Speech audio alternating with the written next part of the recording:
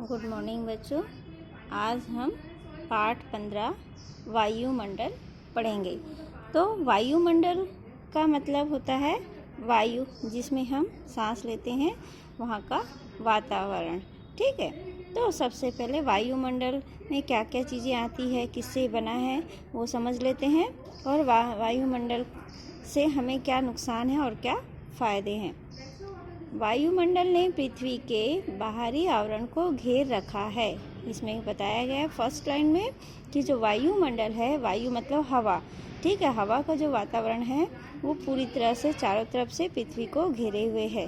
हम बोलते हैं ना, हम सांस किससे लेते हैं? वायु से। तो वायु तभी मिलेगी जब वायुमंडल होगा और वो पृथ्वी को घेरे हुए है, इसी कारण तो हम पृथ्वी पर सांस ले पाते हैं। यह एक प्रकार से पृथ्वी का सुरक्षा कवच भी है। अच्छा, वायुमंडल को पृथ्वी का सुरक्षा कवच भी कहते हैं। सुरक्षा कवच मतलब रक्षात्मक आवरण, यानी जो आवरण यानी बाहर से जैसे अपन कोई चीज़ को नुकसान ना हो तो कवर कर देते हैं, ढक देते हैं ना, एक आवरण बना देते हैं। वैसे ही जो वायुमंडल है पृथ्वी का एक आवरण है, एक ढक्कन है, जो पृथ्वी को किसी भी प्रकार से हानि होने से बचाती है। यह सूर्य की तेज़ रोशनी और गर्मी से पृथ्वीवासियों की रक्षा करती है। अब क्या है कि हमने बताया आप लोगों को कि वायुमंडल पृथ्वी का बाहरी आवरण है, ठीक है ना, सुरक्षा कवच है, यानी पृथ्वी को किसी तरह से नुकसान नहीं होने देती है। तो कैसे नुकसान नहीं होने देती है? जो सूर्य की तेज़ रोशनी आती है, जिससे पृथ्वी के वासियों को कम गर्मी लगती है ना। अगर डायरेक्ट पृथ्वी वायुमंडल ना हो तो जो पृथ्वी सूर्य की तेज़ रोशनी आएगी उससे कि हमें बहुत ज़्यादा तेज़ गर्मी लगेगी, ठीक है। उससे मतलब गर्मियों से पृथ्वीवासियों को यानी पृथ्वी पर रहने वाले लोगों की रक्षा करता है।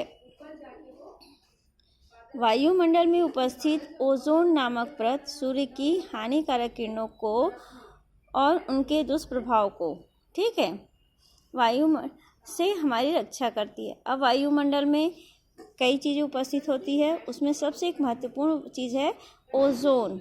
ओजोन नामक एक परत होती है, ठीक है, कहाँ पे? वायुमंडल में। उसका क्या काम होता है? जो सूर्य की किरणों से हानिकारक किरणें निकलती है, ठीक है, जो हमारे शरीर को नुकसान पहुंचाती है, उससे हमारी रक्षा करती है। कौन का रक्षा करती है? ओजोन नामक जो परत है वो हमें सूर्य की हानिकारक किरणों से हमारी रक्षा करती है। यदि वायुमंडल में यह परत ना हो तो, यानी पृथ्वी पर वायुमंडल में ओजोन की जो परत है वो नहीं होगी तो क्या होगा? पृथ्वी पर जीवन समाप्त हो जाएगा, है ना।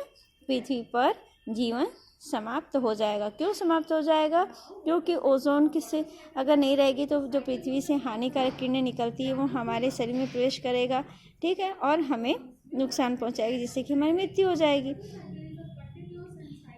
वायुमंडल वायु की मोटी पट्टी है जिसे हम लिपटे हुए हैं। वायुमंडल क्या होता है? जैसे कि चादर होता है ना, वैसे ही एक कवर है जिससे हमारा पृथ्वी घिरा हुआ है या ढका हुआ है।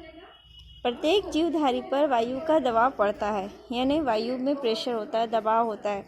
इसका असर सभी वायु जीवधारियों पर पड़ता है, यानी पृथ्वी पर जो भी जीवधारी है, कीड़े मकोड़े, जानवर, मनुष्य, हम सभी पर वायुमंडल का दबाव पड़ता है, जिससे उसका संतुलन बना रहता है ना। अगर पृथ्वी पर वायुमंडल का दबाव नहीं पड़ेगा, प्रेशर नहीं पड़ेगा, तो यहाँ हमारा जो संतुलन है वो बिगड़ जाएगा।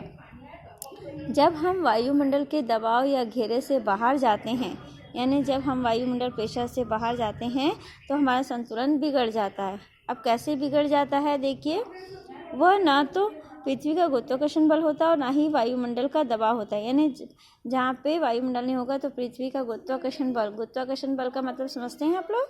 गुरुत्वाकर्षण बल का मतलब होता है कोई भी चीज़ को अपनी तरफ खींचना। तो पृथ्वी पर कौन सा बल होता है?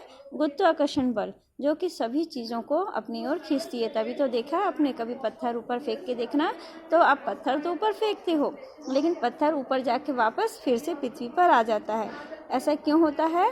पृथ्वी के गुरुत्वाकर्षण बल के कारण, और जिससे कि हम एक जगह पर टिके रह सकें, है ना। गुरुत्वाकर्षण बल होता है, अगर हम नहीं होगा तो हम हवा में उड़ने लगेंगे इधर से उधर, है ना। तो पृथ्वी पर जो गुरुत्वाकर्षण बल है वो हमें एक जगह टिके रहने में सहायता करती है। वायु किसी दाब को वायुमंडलीय दाब कहते हैं, यानी जो वायु का प्रेशर पड़ रहा है पृथ्वी पर सबको एक जगह स्थिर रखने में, गुरुत्वाकर्षण बल लगने में, इसी दाब को हम वायुमंडलीय दाब कहते हैं। वायुमंडल अनेक प्रकार की गैसों और पानी की वाष्प से मिलकर बना है। अब आपको बताया जा रहा है कि वायुमंडल कैसे बना है।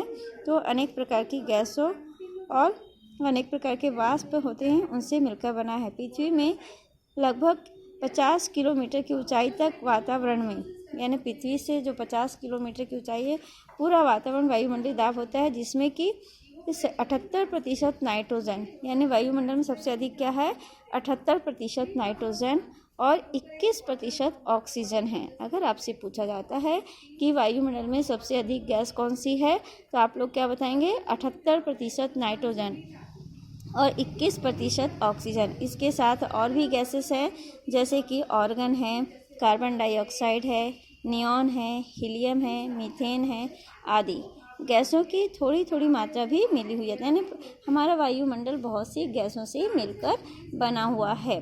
कौन कौन सी गैसों से मिलकर बना है, नाइट्रोजन से, ऑक्सीजन से, ऑर्गन से, कार्बन डाइऑक्साइड से, नियॉन से, हीलियम से, मीथेन से आदि।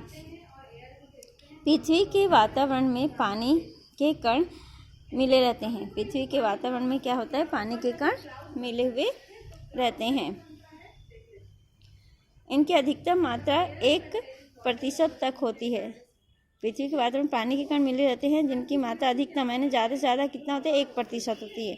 भले ही यह मात्रा बहुत कम है, यानी जो पानी की मात्रा वायुमंडल में बहुत कम है, परंतु वातावरण में पानी के कणों का होना बहुत ही महत्व रखता है।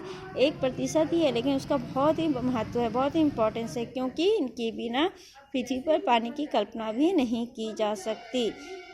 समझ में आया? ओके, इसके आगे नेक्स्ट वीडियो में अपन कंटिन्यू करते हैं। तब तक भी थैंक यू।